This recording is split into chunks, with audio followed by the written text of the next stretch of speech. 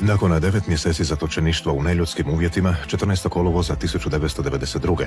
oslobođena je najveća skupina vukovarskih branitelja, zarobljenih u studenom 1991. nakon pada grada.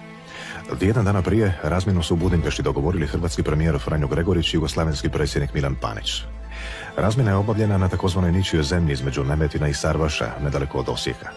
Jugoslavenska je strana pustila ukupno 726 zarobljenika, od kojih je oslobađanje odbilo svega 4 ljudi. Hrvatska strana je na razmjenu dovela 406 zarobljenika, ali je njih 156 odbilo otići u Jugoslaviju. Nakon povratka na slobodu, vukovarski su branitelji srdačno dočekani na Osječkom trgu Ante Starčevića. Zatim su svi odvezeni u Zagreb na liječnički pregled, a onda i svojim obiteljima. Kalvarija vukovarskih branitelja počela je u studenome 1991. kada su nakon 3 mjeseca nadljudskih borbi i napora u potpunom okruženju prestali pružati otpor višestruko jačoj jugovojsci. Mnogi branitelji krenuli su kroz minska polja u proboj.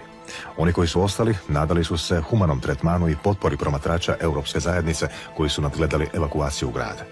Nažalost, 18. studenoga nije bio kraj. Bio je to dan kada je za većinu branitelja i civila tek počelo pravo mučenje. Jugovojska i njezini četnički pomagači počinili su mnoge zločine. Velik broj branitelja i ranjenika iz Vukovarske bolnice odveden je u nepoznatom